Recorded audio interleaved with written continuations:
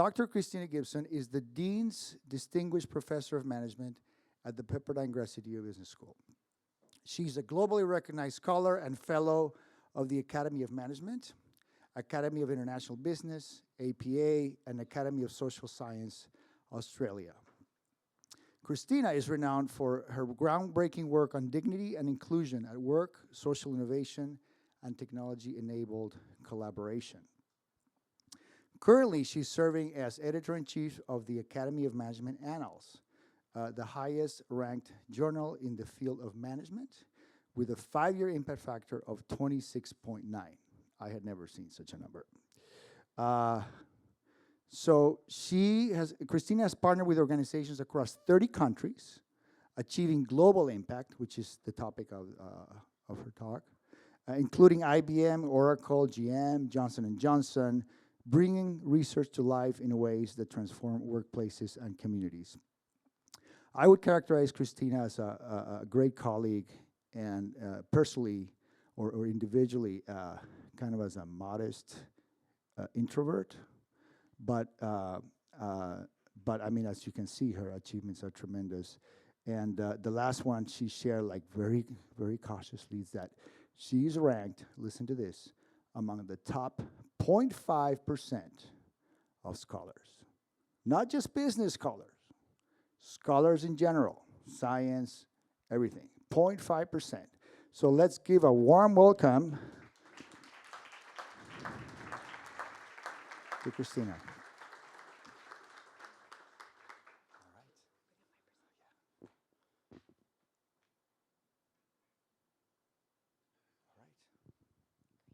Thank you so much, Nelson, for that really, really warm welcome.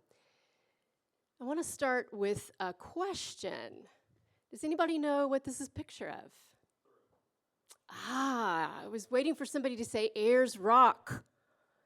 No longer referred to as Ayers Rock. It is indeed Uluru. It's been returned to the indigenous Australian people, and so they're using the ancestral name Uluru. And it is a place of deep spirituality for indigenous Australians. In fact, they believe that it is placed where it is today in order to remind us that we all have responsibility and accountability for the land and all humans that inhabit that land. And it is a symbol today for what I will address, and that is that we all have a responsibility and accountability to do research that has both rigor and impact. So what do we mean by impact? I know there was a little bit of discussion about this yesterday at the fireside chat, right? There are many different ways of interpreting this concept. Well, in business organizations, we often think of impact as the value that's obtained through the products and services that we undertake, whether we're a for-profit or a nonprofit. I'm going to focus on a particular kind of impact today, that is social impact. It's the non-economic social value that it's obtained through our products and services, activities of both for-profit and nonprofit organizations. And I'd like to remind us that impact has many different layers, right? So there are the direct activities and products that organizations produce, but then there are also the outcomes of those products. And then finally, there's longer-term direct and indirect impact. And that's the kind of impact that I want to focus on today. So you might ask yourself, if you're a skeptic, can management research really prompt action that has impact? Can it? There are those who don't believe it can. I'm here to say yes, absolutely it can. And let me give you a few examples of the kind of impact I'm referring to. For example, improving at-risk communities that are marked by unemployment and poverty, poor educational outcomes, health problems, crime. Okay, these are many communities that people have forgotten. Second example, increasing the representation of women minorities on corporate boards in order to improve equity as well as the effectiveness of those organizations. Third example, reintegrating those that are released from prison to reduce recidivism and the costs of incarceration. These are all examples of the kind of impact that business research can have, the kind of action that can be prompted by business research. So what do all of these studies have in common, right? What might we aspire to in order to produce this kind of impact? We love 3, right? That magic number 3. I boiled it down to 3 ingredients, 3 key ingredients. First of all of these studies were problem-centered, and they were contextually embedded.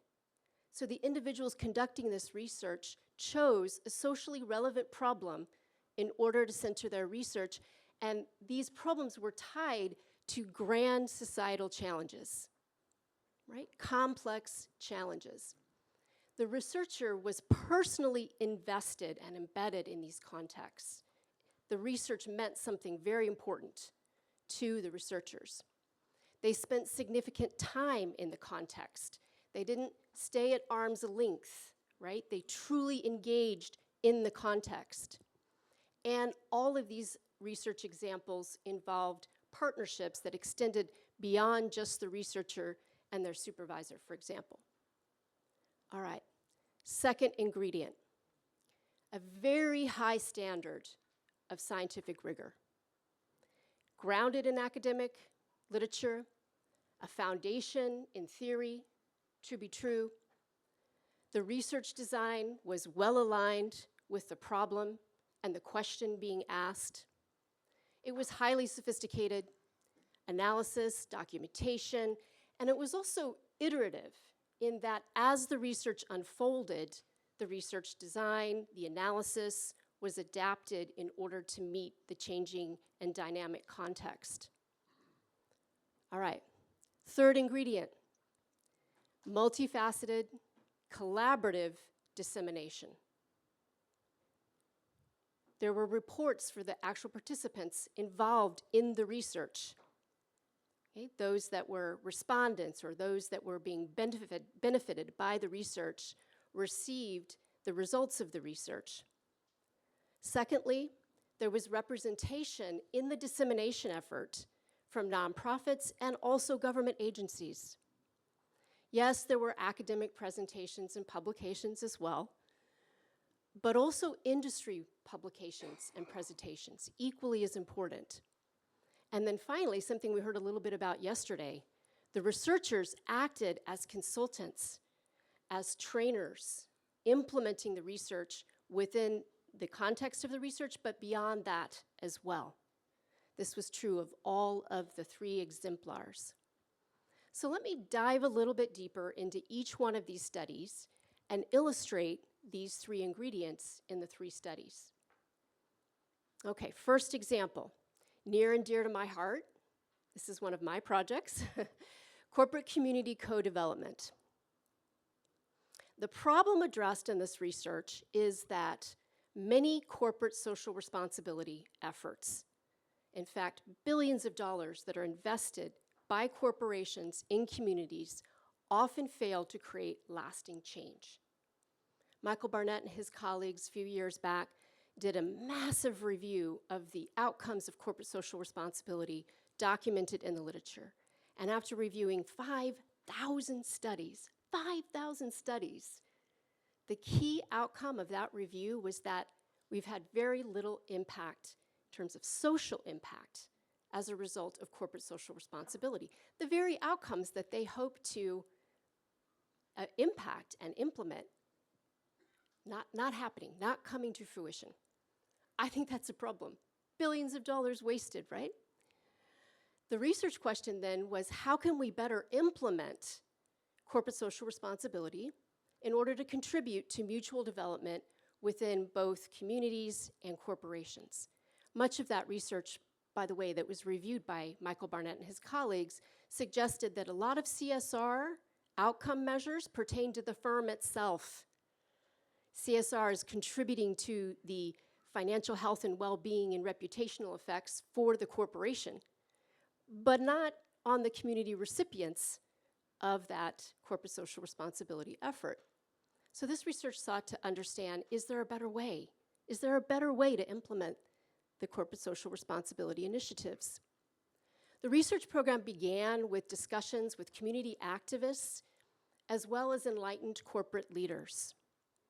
Yesterday, if you were there at Johnny Taylor's fireside chat with Nelson, he mentioned that what can we do as a community of scholars and practitioners in order to ensure that we're addressing HR leaders' needs? Have conversations with HR leaders. That's how this project started. An enlightened HR manager was kind enough to give me a ride from one mine site to another in Australia. Very, very long car trip, if you know about the different geography within Australia. And we sat for 3 hours and we talked about what was keeping him up at night.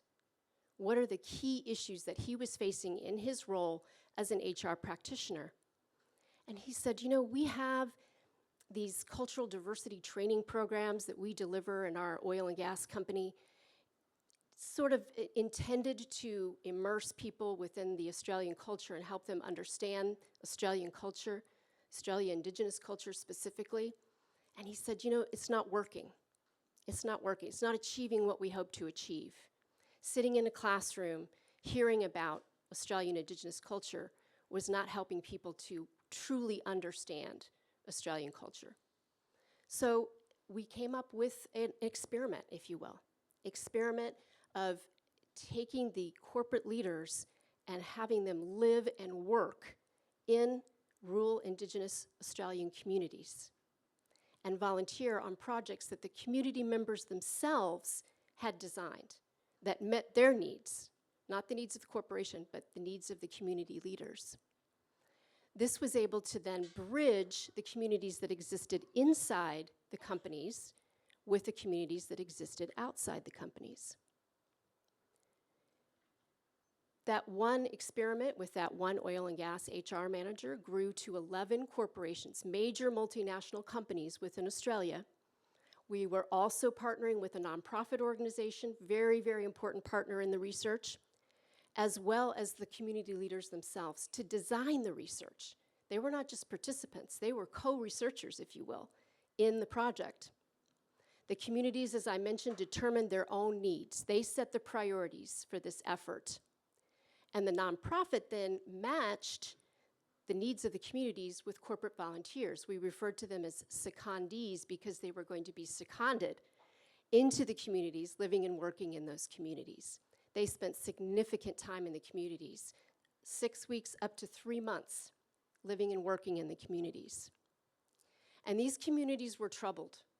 Many of them were suffering from unemployment, poverty, I mentioned earlier, poor educational attainment, attrition in the educational setting, substance abuse, crime, you name it.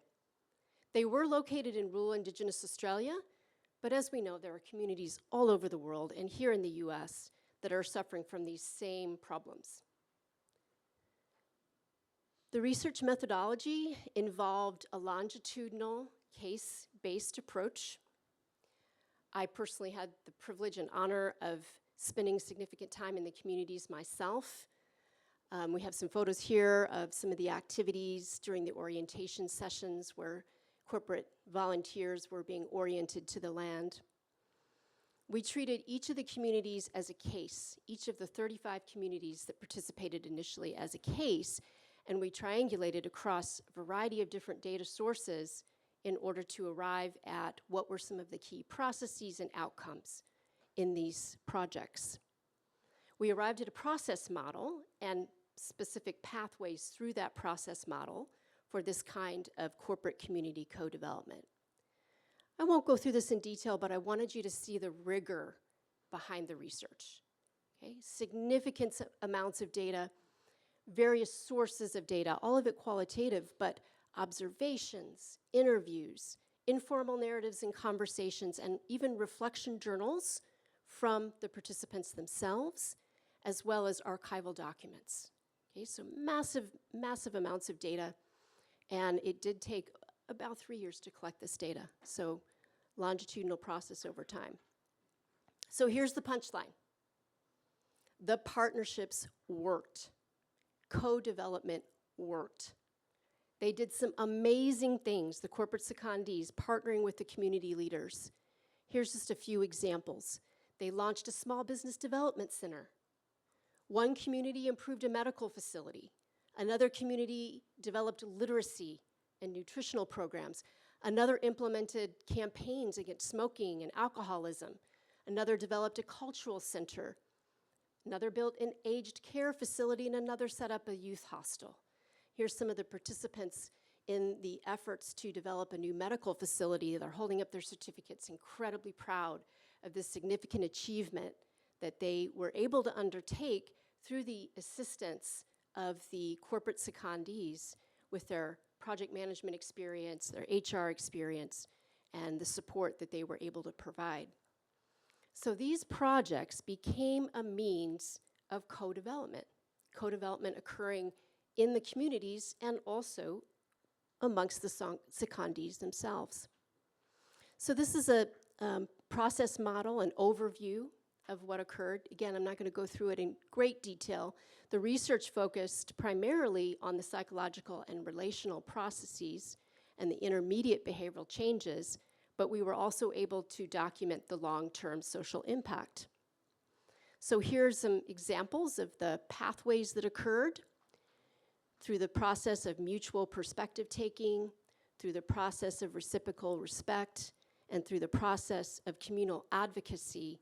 We saw amongst both the corporate secondees as well as the indigenous participants massive change, massive transformation, psychological changes within their identities, with their sense of dignity, with their sense of self-determination, massive changes amongst the secondees in terms of their intercultural competencies, exactly the kinds of things that that HR manager that began this whole journey had hoped to be able to have leverage on things like intercultural competencies. We saw those grow in this context.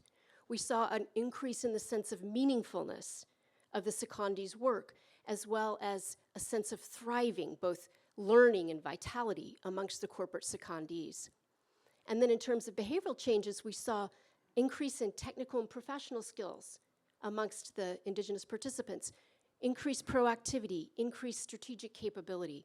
Amongst the secondees, we saw an ability to adjust interculturally as they interacted, increase in pro-social behavior, increase in informed strategic decision-making. Here's some examples from the words of the participants. That first pathway, which really began with a mutual perspective taking. One of the indigenous participants said, "The most important thing I've seen develop is in terms of knowledge, being able to think outside the square, the secondee being able to put yourself in a place of an Aboriginal person and looking at the world from an Aboriginal point of view, but also the reverse." The second pathway was around reciprocal respect, as I mentioned. One of the corporate secondees said, "I've learned that there are many positive, inspiring, committed people, indigenous and non-indigenous, who are working extremely hard to bridge the gap between indigenous and non-indigenous Australians. They deserve respect. This gives me hope for the future."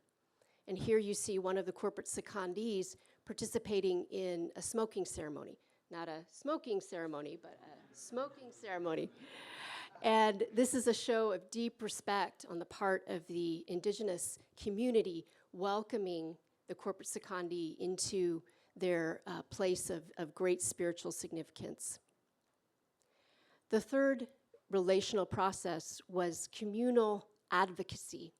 So we had one indigenous participant say, the mining company, which was the place of employment of the secondee, the mining company didn't understand a lot of indigenous culture at first. They weren't there to be an indigenous supporter. It wasn't their core business, but it was a license to operate. So it really should be part of their business. I saw a better way forward. Rather than us take a back seat on this, I thought we need to sit at the same decision-making table as them. So they had indigenous representatives at the table. We needed to advocate for each other, and our program has gotten kids into higher education. So here you see one of the participants in Horizons Camp, which was a means of helping to ensure that some of the Indigenous participants were able to move into higher ed and maintain their healthy participation in education. So you might ask, all right, so these are some relational processes, these are some psychological impacts, but what about that long-term social impact that you spoke of?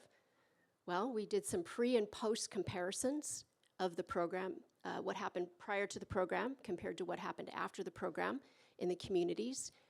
And indeed, we saw these long-term social impacts.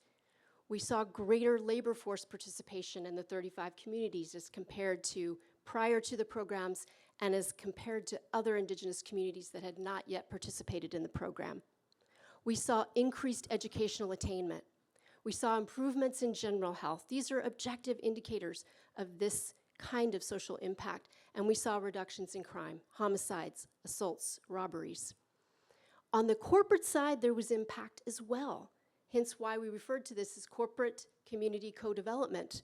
Increased employee loyalty, better job performance, improved engagement, reputational gains.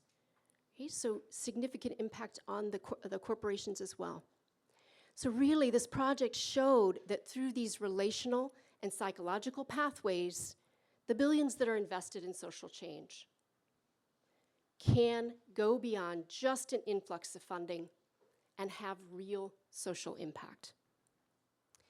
There's ongoing development in Australia in conjunction with this program. It's grown to not just 11 companies, but now 30 major multinational companies. It's benefited 115 communities. They've involved over 2,500 corporate volunteers. The Australian Prime Minister recognized the project in his Closing the Gap report as a promising means to continue to build the capacity and the capability of communities. And today, we're examining this approach in the US with Salesforce, who has a very strong philanthropic thread throughout their culture. Salesforce is partnering with nonprofits that are addressing homelessness, disability, hunger, and aged care, and they're implementing this corporate community co-development program with their own corporate participants in these communities. So I mentioned earlier that a third key ingredient was broad dissemination. So we ensured that all of the participants, all of the communities, all of the companies received reports documenting the results. We wrote a white paper for the Australian government. We created a handbook for HR managers who were seeking to engage in corporate community co-development with step-by-step guidelines. Definitely there were some academic publications. There were also some industry publications. I've spread the word about this project in many different presentations as well, and developed a LinkedIn webinar.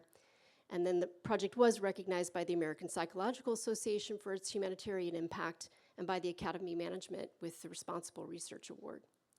So no doubt, this project has had some impact in a variety of different audiences in a variety of different ways. So many of us in this room are charged with developing doctoral students, or you yourselves are doctoral students. You might ask, well, Cristina, that's all well and good, but you've been doing this for over 30 years. Can doctoral students engaged in research like this with true social impact? The answer is yes, absolutely. And in fact, the second two studies that I'm going to talk about today, incredibly proud of our Pepperdine doctoral students who have done this research within their 3-year EDBA programs. So here's important research done by one of our first EDBA students in our first cohort, Dr. Sharifa Batts, addressing increasing representation of women and minorities. The problem that Sharifa addressed is that corporate boards lack representation of women and minorities, despite their strong involvement in the workforce and growing participation in the workforce. Boards are disadvantaged when this is the case, right? They don't hear the voices of women and minorities. They may be misaligned with their employee population and with the stakeholders that they serve if these individuals are not represented on their boards. So the research question that Sharifa addressed was, how does the human and social capital of diverse board members contribute to board capabilities? That's where she began. Her research method also involved multi-source data. So going back to those 3 key ingredients, she collected a lot of data, focused on 6 different boards. She conducted interviews, 40 interviews. She did over almost 30 hours of ethnography, sitting in on the board meetings and taking copious notes about her observations using a very systematic observational protocol. She reviewed annual reports and websites for each of the 6 boards and the organizations that they serve, and then triangulated across all of these data sources with a highly systematic, qualitative, inductive data analytic procedure. So here's a few examples from her findings. She found that the women minorities on these boards had amazingly unique contributions to the interactions on the boards. She was able to document this very systematically. For example, they had unique patterns of interaction characterized by perspective taking. I mentioned that concept earlier. Code switching and relationship building. So here's, in the words of one of the participants, what she means by code switching. There's an ability to code switch that people of color typically have to do in various environments. I was able to learn to do that because I've traversed from South LA to Hollywood every day. It just became a part of who I was. It wasn't that I wasn't true to one or the other, it's just I knew when to turn it on and when to turn it off. Okay, so that was one example of unique contribution of a woman of color on a board. Second example of unique contributions is that they were incredibly deliberate in their communication approaches. They selectively utilized deflection, insistence, and voice during their interactions on the boards. So here's an example. Participant said, "I'm confident because I understand the culture I'm entering due to my various experiences. I go into a boardroom knowing how to influence, but I don't expect recognition." Okay? And a third example of a unique contribution, Sharifa refers to this as imperviousness. They demonstrated audacity. They demonstrated selective attention, and mindful communication. And here's in the words of one of the participants, "I'm mindful. I temper what I say. I don't just say, 'Are you crazy? You guys must not have jobs.' When I open my mouth to address this, it must be something you wouldn't mind seeing in writing, so I have to decide if I should talk to him in private, if he will be embarrassed, but at times it will be uncomfortable for me and uncomfortable for you." So Sharifa also engaged in significant dissemination attempts, and through that, she motivated increased representation of women minorities on boards. And this was achieved by being able to document the unique contributions that they had on the boards. This created opportunities for influence, and she also provided evidence that those boards that were the most diverse were also the most effective. So progress has been made. If we look at some of the data regarding representation, we can see that prior to Sharifa having done this research, 26% of corporate board members were women. Now we see 34% in the S&P 500. 17.5% were minorities. Today, 26%. And then 5.7% of corporate board members were minority women in 2020. Today, 7.8%. We're getting there. We're getting there. Baby steps, right? Little by little, we're increasing representation. So how did Sharifa disseminate this research? One of the key components of her dissertation, written up in the actual dissertation, was a board competency matrix for selecting board members.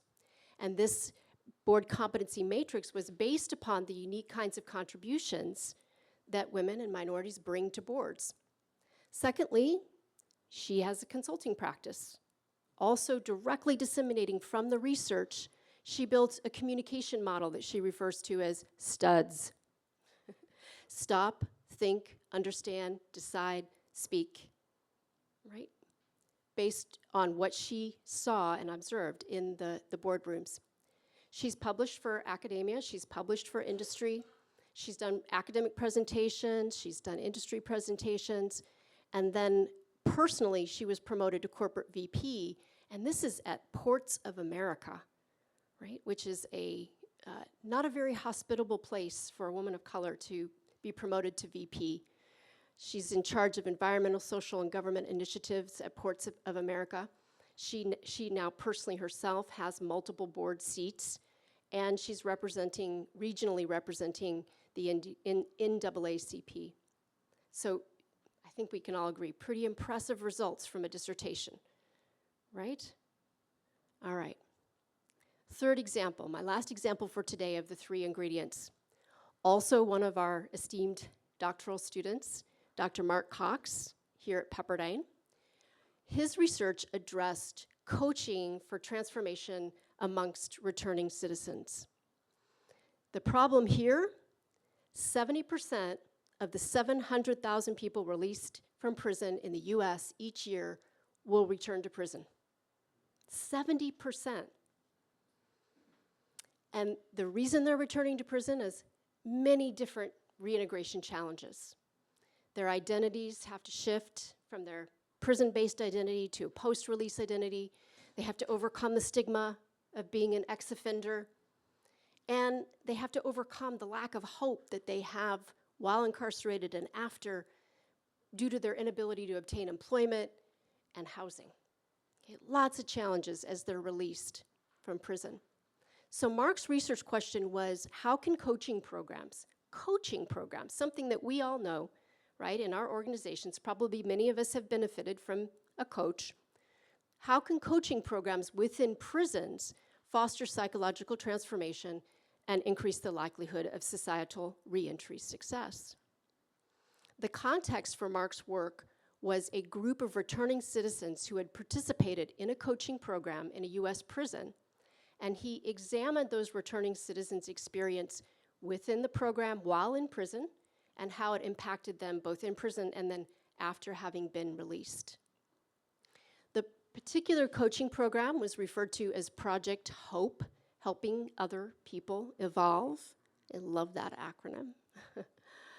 And it was a training program that trained inmates to themselves become coaches. So they weren't just beneficiaries of coaches, but they themselves became certified coaches. So here's just a little overview of the program, the content of the program. They address stages of change and how they impact personal growth, the traits that lead to professional relationships, active listening, asking powerful questions, taking empowering actions, effective reinforcement and use of authority, how thinking contributes to behavior, skill building, and using coaching tools to enhance resiliency. Right? These are pretty common elements of coaching programs, probably familiar to many of us. Mark's research was also incredibly systematic, so that second ingredient was definitely here in this project. 32 interviews, archival documents, which included a very deep dive into the content of the program itself. Also informal narratives and conversations with the prison wardens who first introduced the program, designed the program, as well as the participants and those who were in charge of implementing. And then personal memos that he had captured during interviews, because as you can imagine, these interviews in and of themselves were quite a journey, quite an experience for Mark. Here's an overview of his coding process. Again, not going to go through this in detail, but I just wanted you to see the rigor that is here. Certainly is not absent from this research. Coding with systematic hierarchical process, and then quite unique, I think, to Mark's approach was also member checking, extensive member checking. So going back to the participants and sharing the research, and then going through a process of co-interpretation of the findings with the participants in the research. And then finally arriving at what I think is a very, very elegant conceptual model. So you can see here that the participants went through the coaching program, and one of the key outcomes of that coaching program was the incubation of hope. Pathways became visible. The coach instilled hope. The community instilled hope. Internal to the participants, there was an increase in experience of dignity. There was an increase in spirituality as well. Hoping occurred as a result of their shifting mindsets. They saw agency. They saw pathways that they hadn't seen before. Through a redevelopment of their identity and an increase in self-efficacy, they were transformed in a variety of different ways. They began demonstrating accountability. They began relating with others in a very different way than they had previous to the program. They developed more of a future orientation, and then post-release, we saw evidence of thriving. And by thriving in wellness here, Mark was utilizing the mental health and wellness definition, multifaceted, evidence of emotional well-being, environmental, financial, intellectual, occupational, physical, social, and spiritual well-being. All of this was evidenced in Mark's data. Participants re-entered society and began to enjoy positive interactions with others and began employing all of their unique capabilities in the workforce. They were able to gain employment in a variety of roles, and this yielded all kinds of successes, from launching a new business to developing social service programs once released from prison. So here are some of the words of the participants in this research. Prior to the coaching program, Matt says, everybody wants to be good. I believe that. Just everybody isn't afforded opportunities to act on our goodness. We have things we have to do to survive. Out of the need to survive, that's what makes us do things that we don't want to do, but that we feel are necessary, that we have to do.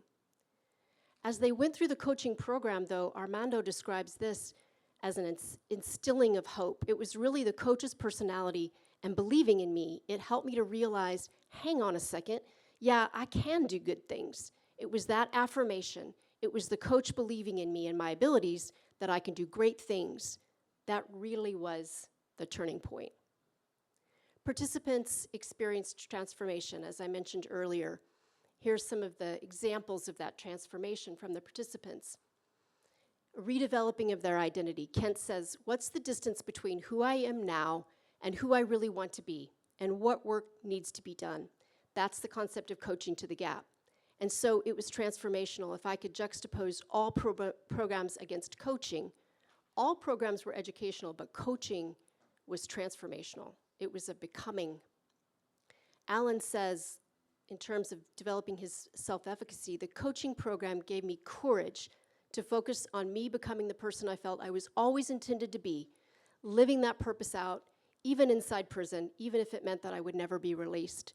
It gave me the courage to live in a way that defied expectations of how individuals like me are supposed to act and live. And then finally, as evidence of wellness, Kyle said, 4 years ago, I was confined to a cell, bound by mistakes that seemed to define me. Today, I stand on the other side as an executive coach, leading others towards freedom, not the kind unlocked by keys, but the kind that lives within.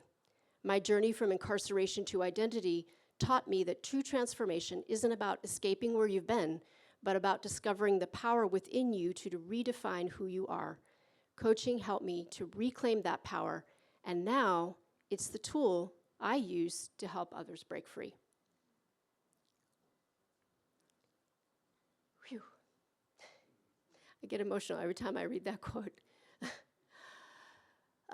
So, what are some of the impacts? Well, certainly the research showed that peer coaching in prisons can drastically improve post-release success.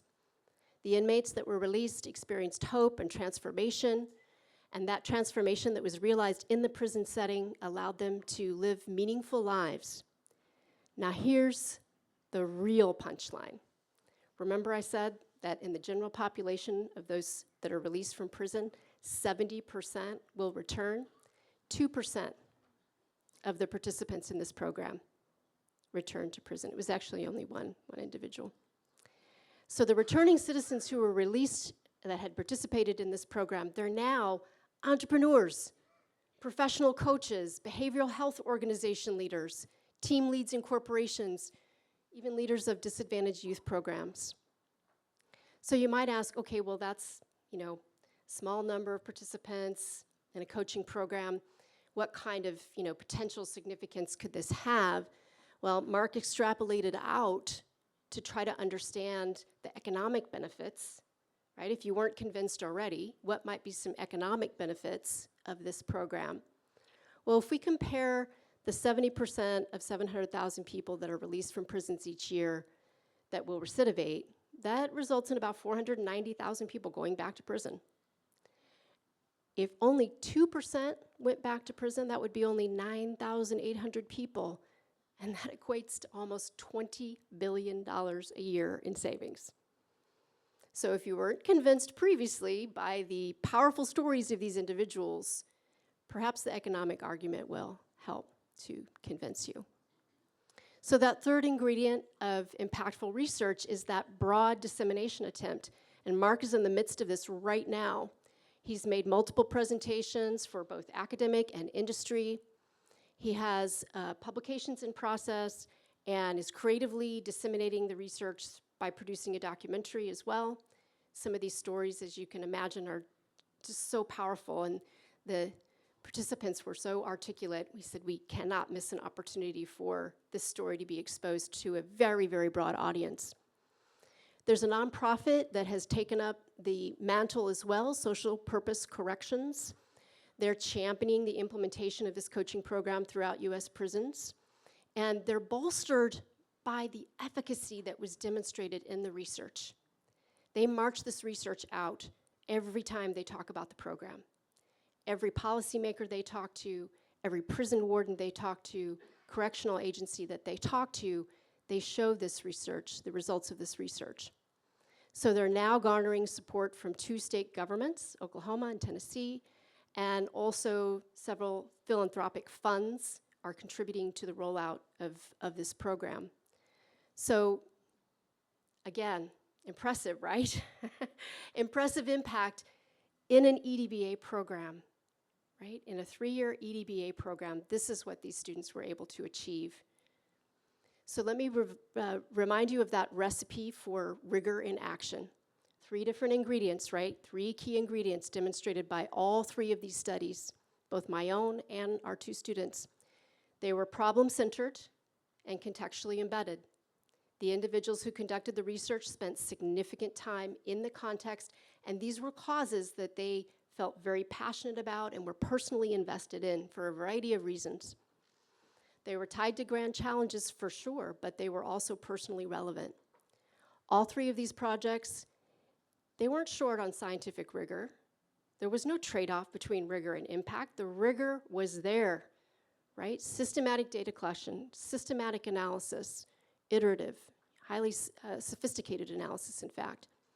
And as you noticed, there was this collaborative effort to disseminate very, very broadly across a whole variety of different mechanisms for getting the word out about this research. It was not just academic publications. I mean, I'm thrilled by the academic publications for sure, but it was also industry presentations. It was also reports for the participants themselves. It was also the consulting and training efforts that the individuals engaged in after the research that helped to get the word out. All right, I'm gonna leave you with a call to action. I challenge each of you to draw inspiration from these examples.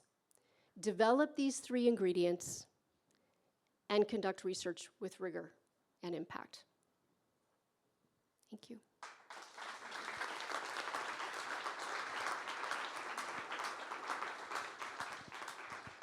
Happy to take questions if anybody has questions. Yes, sir. Sure. Yeah, great question. So the question was, in case you didn't hear it, how did you go to the companies and get the funding to support the research or convince them to even participate in the research, which is the first step, right? So for the work that I did on corporate community co-development, I will say that I was very fortunate to have support from the Australian government. So much like the National Science Foundation, they have the Australian Research Council, And so I had a fellowship from the Australian Research Council that allowed me to be fully immersed in research for about a 5-year period. So it funded some of my salary, but also provided a research budget for me to be able to visit the communities, engage in the data collection. The companies, for their part, several of them provided matching funds because they were so eager to understand how to better invest their corporate social responsibility dollars. So, in the mining industry alone, about $30 billion a year are invested in communities. And in many contexts, they have to. You heard that phrase, license to operate. They literally cannot mine until they have collaborative agreements through native title for some of those land rights. And so it was in their best interest financially to better understand how to support these communities and work collaboratively with the communities. So there was an economic, certainly an economic motivation for that particular project. But as the project unfolded and they saw the many ramifications other than just the license to operate, both in the communities but also within their own workforce, achieving the kind of leadership development, employee development that we all dream of achieving through these secondments, it was win-win-win. So that was really all the motivation that they needed to jump on board. And early results shared broadly helped to convince additional companies to come on board. In the case of Sharifa's work, Sharifa had, I'm trying to think if she was one of our grant recipients.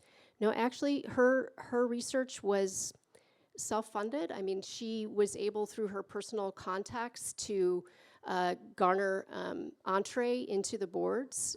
She used what I would call a cascade approach. I don't like the term snowball sampling because it wasn't just who she knew, but she had criteria, right, for being involved. She wanted to ensure that she had coverage across different kinds of boards, for example. And of course, she wanted to ensure that there were boards that compared in terms of, and contrasted in terms of the level of diversity on the boards. But once she was able to talk with one participant on the board, conduct an interview with that individual, and that individual became a champion for welcoming her into the board for her observations. So there was that kind of cascade approach to gaining entree into each of the boards. It's not easy to be invited in as a non-board member to observe boards. But she was able to, through, again, interviews initially with 1 or 2 members, and then be invited to interview the rest of the board and to attend the board meetings.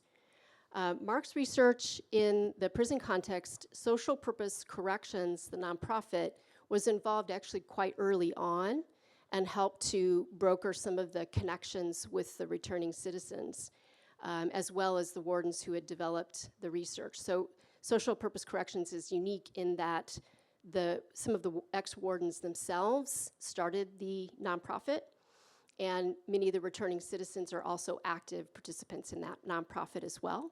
So they really became a community through the coaching program, the wardens and the returning citizens.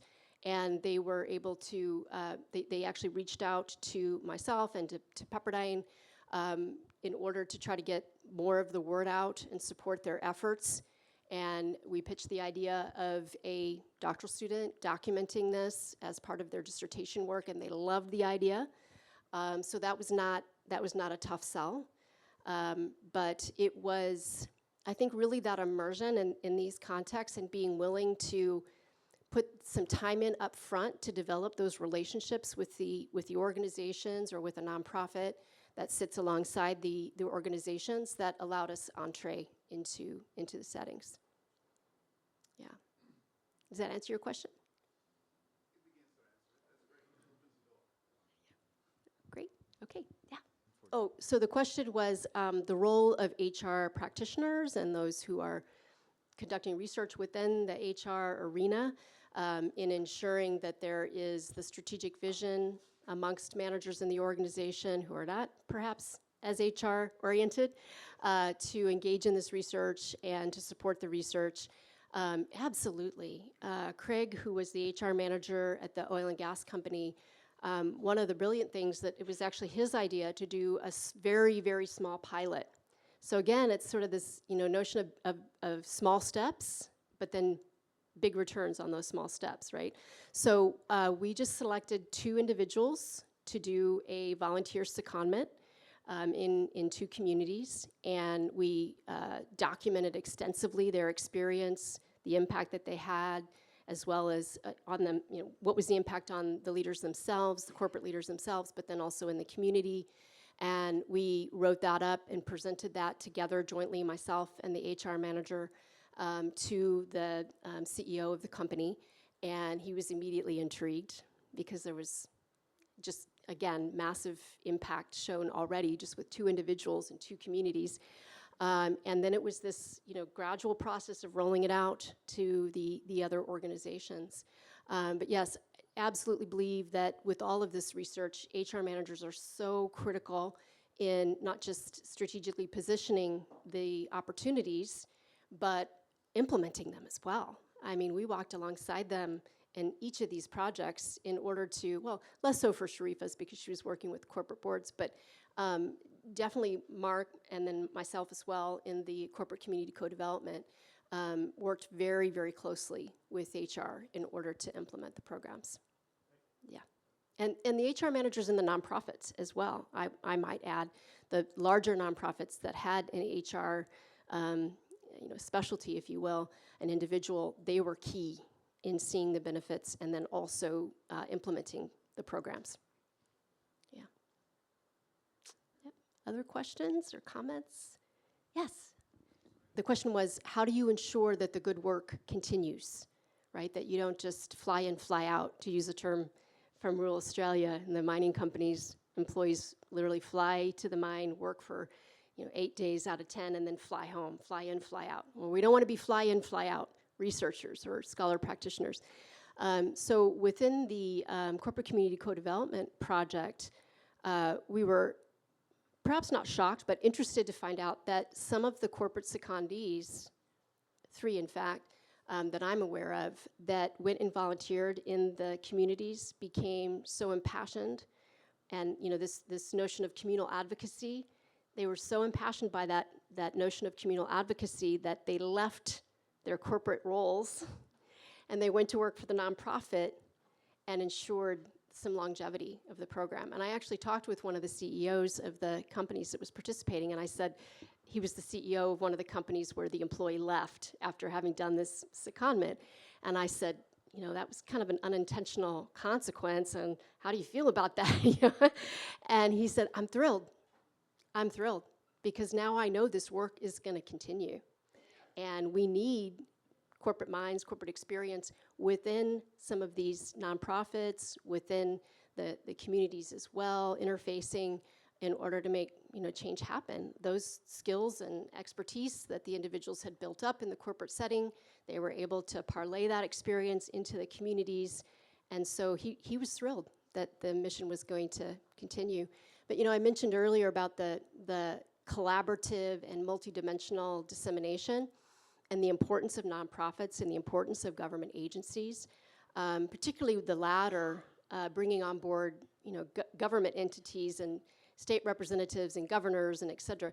That's new to me. I will admit I'm kind of new to that policy-making world, but it's been essential, especially in Mark's project. So he has a direct audience with the governor of Tennessee as a result of this research, and sitting down and saying, how can we roll this out broadly throughout the state of Tennessee? And so Mark himself may not be as involved in those subsequent steps, but certainly social purpose corrections and the state government there in Tennessee are going to be rolling it out much more broadly. And now we've got other states. I just recently heard that Michigan is interested as well in this model. And so it's really exciting to see that uptake. But it was through the efforts of the researcher, of Mark himself, being willing to try to get on the agenda of the one of the people within the governor's office, and then the governor taking notice and saying, yes, let's talk. So it's exciting to see that happen. Yeah. Other questions? Oh, yes. Well, as you probably know, vocational training is pretty common in prison settings, and it was also available in the particular prison that this research was conducted within. And many of the participants participated in some vocational training as well, so there was some skill building around particular professions that they might engage in. But all of them, every participant in Mark's research said, that's just laying the groundwork. That's not really what transformed their ability then to re-enter society. It was necessary, but it wasn't enough. And so the coaching program was actually pretty general. It was really more about communication skills. It was more about, active listening, taking pause, thinking before you speak. There's some similarities in what Sharifa found in terms of that STUDS communication model and the coaching model.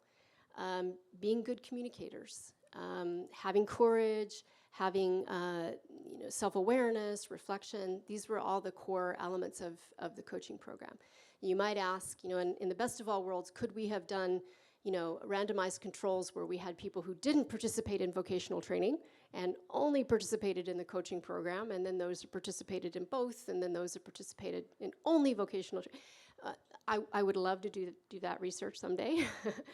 We didn't have that opportunity here, but it is a great question for future research as to the balance of the change. Where did it most emanate from? These participants, again, all agreed that the coaching program was essential, that without that, the vocational training in and of itself would not have been enough. So it was a starting ground for bigger things too. That's right. That's right. Starting ground, she says, for bigger things that happened in the future. Yeah, absolutely. Yeah. Other questions? Yeah, oh, good questions. Wow, you're asking a lot of hard questions today. I love it. Yeah, so the question was this a strategy from the beginning to involve students, to partner, I guess, maybe with nonprofits, sort of all the elements that I mentioned? Did I have that in mind from the start? And then also, what are some of the things that we're looking forward to in the future? I would love to say that, yes, this was all incredibly strategic career planning on my part, that I had all this in mind when I was a doctoral student way back when. I won't tell you how long ago that was. That's not true. I was classically trained at a PhD program at an R1 university, and so I was taught to develop and test theory, and that's about it. I'm just being, brutally honest here. I think maybe there are others in the room that had that same sort of training. It took some time. Early in my career, I continued to do, I'll call it that kind of research, very basic research, and there's definitely a place for that. I don't mean to, to disrespect it. But as time went on and I saw some of the potential for true social impact through this broader strategy, this dissemination strategy, but also this more problem-centric kind of research.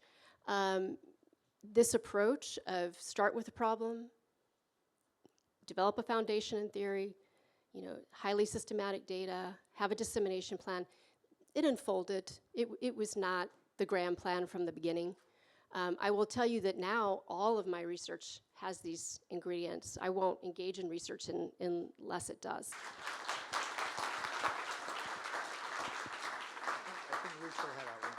Oh, okay, so Nelson says we have time for one more question.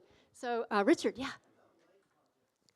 Yeah, great question. So the question was, I talked initially about impact being value creation, and then later really focused a lot on change occurring. And so what is the relationship between creation of social value and change? Well, I would say you have to have one. You can't have the other without it, right? So if we all continue to be complacent, we all perpetuate the status quo. In other words, we're not willing to change ourselves as researchers, our students, right, our mentees, and the organizations we're working in, we're not going to see that value creation, especially not the social value creation. So I think they are, almost one and the same, that you cannot have one without the other. Yeah, thank you. That's a great question. Thanks. Okay. Cristina. Amazing, amazing. So remember the theme of this conference: waves of impact in business and society. Right? We've talked about the waves. We've all of you are sharing with us how you're impacting with your research and posters, presentations, paper sessions, doctoral consortia. And thank you, Christina, for inserting and highlighting the importance also of impacting not just business but also society. And I mean the dimension, the magnitude of the impact that you're bringing to our students, to the world is just admirable.